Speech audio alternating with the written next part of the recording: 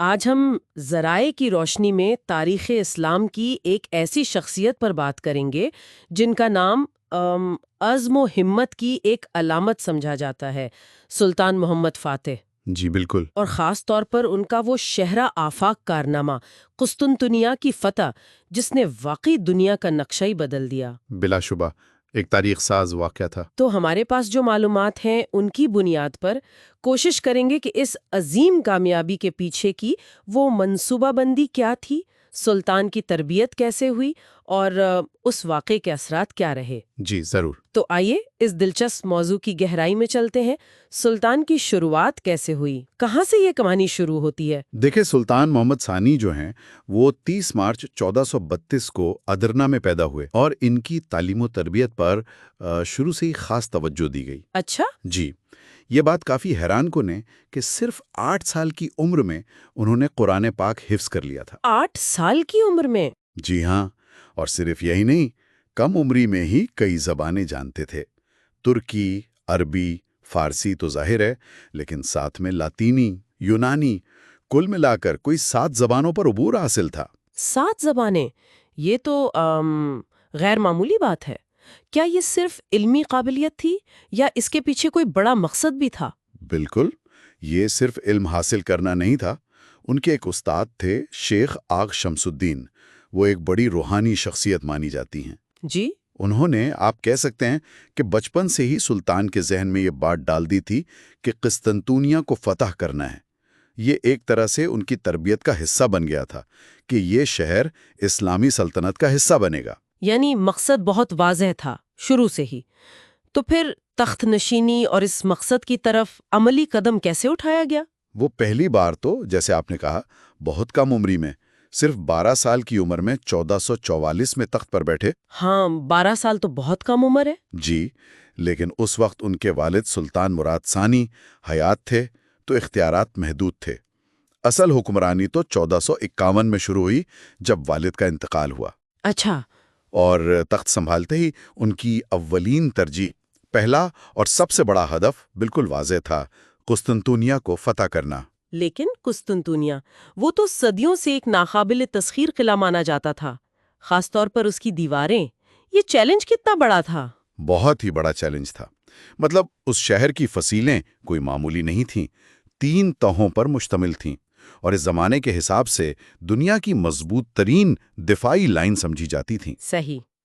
کئی بڑی سلطنتیں کوشش کر کے ناکام ہو چکی تھیں۔ سلطان کو اس بات کا پورا اندازہ تھا، اسی لیے انہوں نے تیاری بھی، آپ کہہ لیں، غیر معمولی کی۔ کس قسم کی تیاریاں تھیں وہ؟ ذرا تفصیل بتائیں گے؟ جی، کئی محاذوں پر کام کیا۔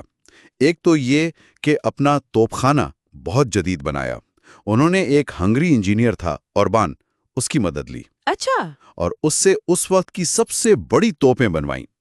ان میں وہ مشہور زمانہ بازل کا توپ بھی شامل تھی۔ کہا جاتا ہے کہ اس کے گولے اتنے بھاری تھے کہ وہ دیواروں میں شگاف ڈال سکتے تھے۔ زبردست، یعنی ٹیکنالوجی کا استعمال۔ بالکل، ٹیکنالوجی پر بہت زور تھا۔ پھر ایک بہت طاقتور بحری بیڑا تیار کیا، لیکن شاید سب سے اہم اور فیصلہ کن قدم وہ باسفورس کے یورپی کنارے پر روملی حصار قلعے کی تعمیر تھی۔ روملی حصار؟ جی، یہ قلعہ صرف چند مہینوں میں ریکارڈ مدت میں مکمل کیا گیا، اور اس کا مقصد یہ تھا کہ بحیرہ اسود سے قسطنطنیہ کو جو بھی بحری مدد یا رسد آتی ہے اس کا راستہ کاٹ دیا جائے۔ تو یہ تو ایک طرح سے شہر کی ناکہ بندی ہو گئی۔ جی ہاں، یہ ایک ماسٹر سٹروک تھا جس نے شہر کو سمندری راستے سے بالکل الگ تھلگ کر دیا۔ یعنی پہلے معاشی اور عسکری طور پر کمزور کیا گیا، پھر محاصرہ شروع ہوا ہوگا۔ بالکل، 6 اپریل 1453 کو باقاعدہ محاصرہ شروع ہوا۔ عثمانی فوج کی تعداد مختلف ذرائع میں 1.5 لاکھ سے زیادہ بتائی جاتی ہے۔ 1.5 لاکھ؟ اور دفاع کرنے والے کتنے تھے؟ دفاع کرنے والے بہت کم تھے۔ بائزنطینی، یونانی اور کچھ جینوا کے سپاہی ملا کر بمشکل 8,000 کے قریب تھے۔ 8,000 مقابلہ 1.5 لاکھ؟ یہ تو بہت بڑا فرق ہے، لیکن پھر بھی فتح اتنی آسان نہیں ہوئی۔ نہیں، بالکل آسان نہیں تھی۔ کئی ہفتوں تک مسلسل گولہ باری ہوتی رہی۔ دیواریں کمزور تو ہوئیں، کچھ جگہوں سے ٹوٹی بھی، مگر مکمل طور پر تباہ نہیں ہوئیں۔ خاص طور پر وہ جو خلیج تھی، گولڈن ہارن۔ ہاں، گولڈن ہارن کا ذکر آتا ہے۔ جی، اس کے دہانے پر بازانطینیوں نے ایک بہت بڑی زنجیر لگا رکھی تھی تاکہ عثمانی بحری جہاز اندر نہ آ سکیں، تو اس طرف سے شہر محفوظ تھا۔ تو پھر وہ کیا موڑ آیا جس نے جنگ کا پانسا پلٹ دیا؟ وہ کون سی حکمت عملی تھیں؟ وہ سلطان محمد کی وہ چال تھی جس کا آج بھی ذکر ہوتا ہے، ایک حیران کن جنگی چال۔ جب گولڈن ہارن میں سمندر سے جہاز نہیں جا سکے تو سلطان نے کیا کیا؟ کیا کیا؟ انہوں نے خشکی کے راستے یعنی زمین پر پہاڑی علاقے پر لکڑی کے بڑے بڑے تختے بچھوائے، ان پر تیل اور چربی ڈالی گئی تاکہ وہ چکنے ہو جائیں۔ زمین پر؟ جی ہاں، زمین پر۔ اور پھر تقریباً 70 کے قریب بحری جہازوں کو بیلوں اور سپاہیوں کی مدد سے راتوں رات کھینچ کر پہاڑی کے اوپر سے گزار کر گولڈن ہارن کی اندرونی بندرگاہ میں اتار دیا۔ کیا کہہ رہے ہیں؟ جہازوں کو خشکی پر سے گزار دیا؟ یہ تو ناقابل یقین لگتا ہے۔ جی، یہ ناقابل یقین ہی تھا، اور اس کا اثر بھی ویسا ہی ہوا۔ محافظین کے لیے یہ بالکل غیر متوقع تھا۔ ان کے تو وہم و گمان میں بھی نہیں تھا کہ اس طرف سے بھی حملہ ہو سکتا ہے۔ تو اس سے ان کی دفاعی لائن ٹوٹ گئی ہوگی۔ بالکل۔ اب شہر پر ایک اور سمت سے بھی حملہ ممکن ہو گیا۔ ان کی توجہ بٹ گئی، دفاع کمزور پڑ گیا۔ بس اسی کے فوراً بعد 29 مئی 1453 کو آخری اور فیصلہ کن حملہ کیا گیا۔ 29 مئی؟ جی، بہت شدید لڑائی ہوئی۔ بازنطینی شہنشاہ قسطنطین یازدہم پالائیولوگوس وہ خود لڑتے ہوئے مارے گئے، اور بالآخر عثمانی فوج شہر کی دیواریں عبور کر کے اندر داخل ہو گئی۔ 1000 سال سے قائم بازنطینی سلطنت کا عظیم دارالحکومت فتح ہو چکا تھا۔ سبحان اللہ۔ فتح کے بعد سلطان کا رویہ کیسا تھا؟ شہر کے ساتھ کیا ہوا؟ سلطان محمد فاتحانہ شان سے شہر میں داخل ہوئے۔ سب سے پہلے وہ آیا صوفیہ گئے، جو اس وقت سب سے بڑا چرچ تھا۔ وہاں انہوں نے نماز ادا کی اور اسے مسجد قرار دینے کا حکم دیا۔ آیا صوفیہ مسجد بن گئی؟ جی، لیکن اس کے ساتھ ہی انہوں نے بہت سخت احکامات جاری کیے کہ شہر میں لوٹ مار، قتل عام بالکل نہ کیا جائے، نظم و ضبط قائم رکھا جائے۔ عام معافی کا اعلان کیا گیا۔ جو شہری ڈر کے مارے بھاگ گئے تھے انہیں واپس آنے کی ترغیب دی گئی۔ اور جو غیر مسلم وہاں رہ رہے تھے، خاص طور پر عیسائی آبادی، ان کے ساتھ کیا سلوک ہوا؟ یہ ایک بہت اہم نقطہ ہے اور سلطان کی دور اندیشی کو ظاہر کرتا ہے۔ انہوں نے غیر مسلموں کو، خاص کر جو آرتھوڈاکس عیسائی تھے، انہیں مکمل مذہبی آزادی دی۔ مکمل مذہبی آزادی؟ جی ہاں، ان کے گرجے محفوظ رہے، انہیں اپنا مذہبی رہنما یعنی پیٹریارک منتخب کرنے کی اجازت دی گئی۔ ان کے کاروبار، ان کی جان و مال سب محفوظ تھے۔ وہ اپنے عقیدے کے مطابق زندگی گزار سکتے تھے۔ یہ اس زمانے کے حساب سے بہت بڑی رواداری تھی۔ واقعی؟ اور شہر کو نیا نام دیا گیا اسلامبول، یعنی اسلام کا شہر، جو وقت کے ساتھ ساتھ استنبول بن گیا۔ تو فتح کے بعد یہ شہر سلطنت کا نیا مرکز بن گیا؟ جی بالکل۔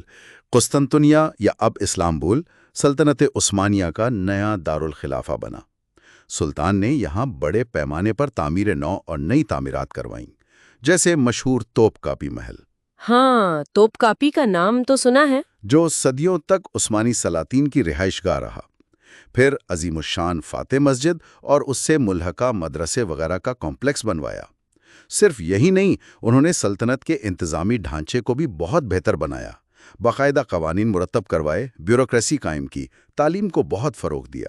اور ایک اور بات سننے میں آتی ہے کہ وہ خود کو قیصر روم کہلواتے تھے۔ جی، یہ بھی درست ہے۔ خود کو قیصر روم یعنی روم کا بادشاہ کہلوانا شروع کیا۔ اس کا ایک مقصد تو یورپ پر عثمانی سلطنت کی دھاک بٹھانا تھا، اور دوسرا رومی سلطنت کے تاریخی ورثے کا ایک طرح سے تسلسل ظاہر کرنا تھا۔ یہ سب کچھ انہوں نے کافی کم عمری میں حاصل کیا۔ ان کا انتقال کب ہوا؟ ان کا انتقال نسبتاً جلدی ہو گیا تھا، 3 مئی 1481 کو، جب ان کی عمر صرف 49 سال تھی۔ صرف 49 سال؟ جی، لیکن اتنی عمر میں وہ ایک ایسی میراث چھوڑ گئے جو آج تک قائم ہے۔